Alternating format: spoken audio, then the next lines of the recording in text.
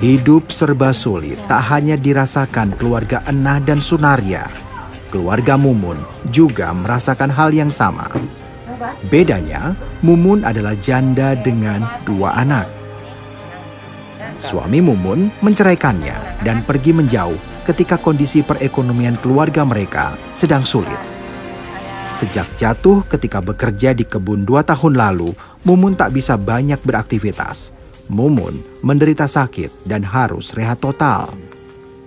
Untuk biaya hidup sehari-hari dan berobat, Mumun kerap dibantu Kamah, kakaknya yang tinggal di sebelah rumah Mumun. Mereka berdua membuat gorengan untuk dijual. Nah, ada kamera.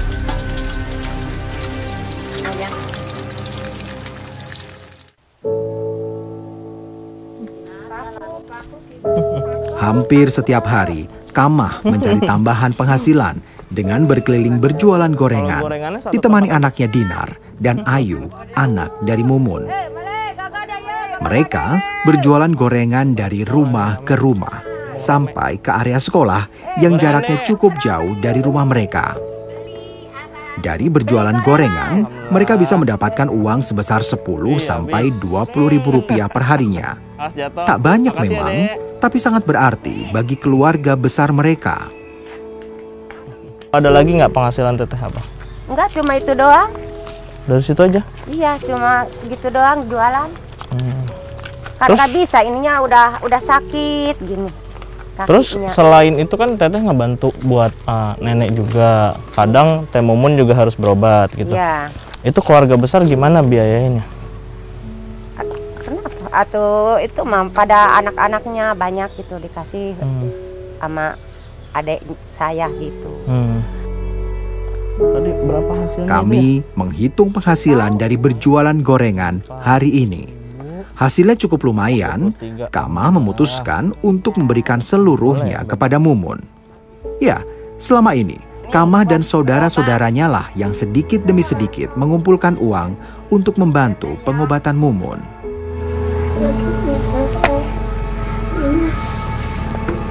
Keadaan saya sangat ini.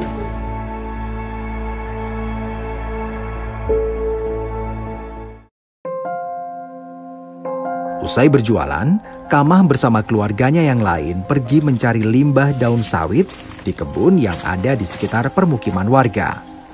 Limbah daun sawit mereka kumpulkan untuk dijadikan bahan membuat sapu lidi.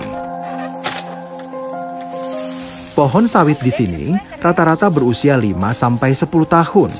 Belum terlalu tinggi, sehingga mudah untuk dipanen daunnya. Kita harus hati-hati karena ada duri-duri yang biasanya kalau kena ke kulit ataupun masuk ke daging itu bisa menyebabkan demam selama beberapa hari. Jadi itu yang harus diwaspadai. Walaupun kalau kita ambil 1 batang, hasilnya cukup banyak untuk bikin sapu nih. Daun kelapa sawit bisa dikupas dan diambil seratnya. Jika dioptimalkan, seluruh bagian dari pohon kelapa sawit ini sebenarnya bisa diolah dan menghasilkan rupiah bagi warga. Sayangnya, ada kendala yang menghambat warga untuk sering-sering datang ke kebun sawit. Mereka takut dengan ular yang seringkali berkeliaran di kebun. Tapi kalau ibu ataupun saudara-saudara ada nggak yang pernah digigit ular atau diserang ular gitu? Ada, ibunya saya udah 7 kali. Hah, ibu? Iya. Itu 7 kali? Iya. Aduh, itu nggak apa-apa? Kan ada bisanya, ada maksudnya bisa luka segala macam. Atau kan di sereatan, Pak. Diobatinnya pakai apa? Diobatin, pakai jampe, pakai obat gitu. Kamah dan Iroh lalu mengolah daun kelapa sawit menjadi batang-batang lidi. Sejumlah lidi lalu diikat menjadi sapu. Jika dijual, 1 sapu lidi biasanya laku seharga 5.000 sampai 10.000 rupiah. Lumayan. Usaha membuat sapu lidi yang dilakukan Kamah dan keluarganya adalah suatu jalan untuk bisa bertahan dari himpitan ekonomi.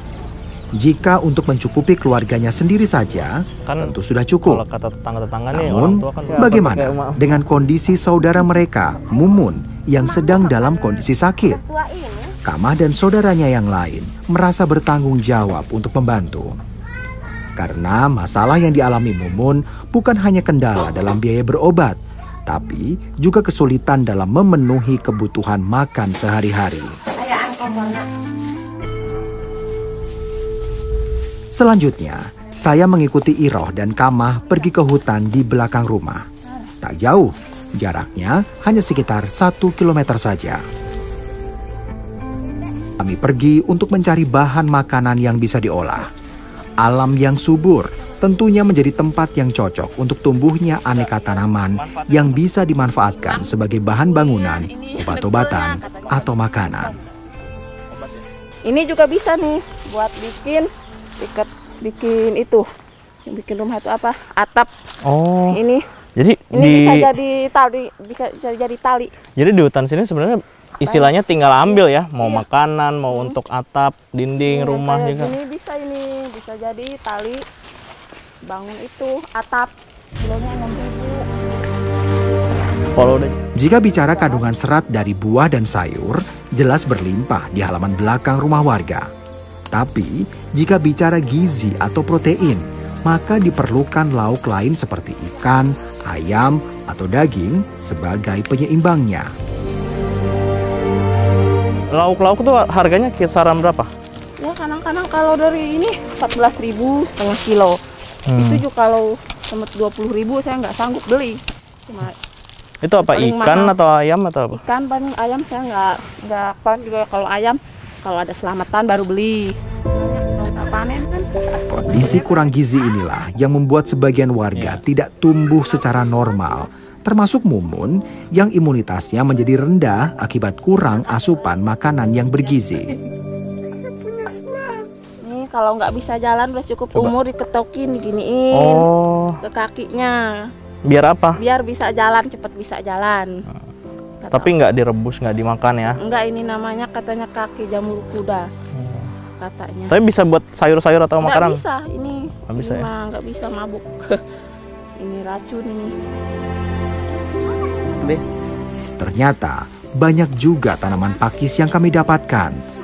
Kami lalu memutuskan untuk kembali pulang. Sesampainya di rumah, pakis dibersihkan, lalu dimasak. Tak banyak memang yang bisa disajikan untuk makan hari ini. Ketidakmampuan warga dalam mengakses makanan cukup gizi jelas menjadi masalah. Tak hanya soal pertumbuhan fisik yang terhambat, namun juga terkait dengan kemajuan sebuah desa untuk bisa keluar dari jerat kemiskinan. Untuk bisa makan sehari-hari saja, Mumun beserta kedua anaknya harus berhutang kepada tukang kredit keliling. Hutang pun menumpuk sampai lebih dari 1 juta rupiah. Mumun juga terpaksa berhutang untuk ongkos berobat dan membeli perlengkapan pendukung di rumah seperti kasur. Mumun sengaja memilih untuk dirawat di rumah karena tak sanggup jika harus sering-sering pergi berobat dan tak ada biaya.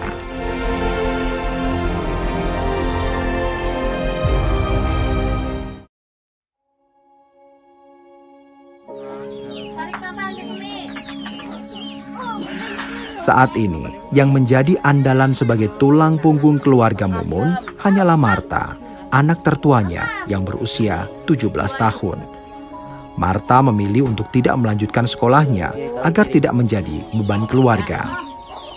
Untuk mendapat penghasilan, apapun Marta kerjakan, mulai dari menjadi buruh tani sampai buruh bangunan.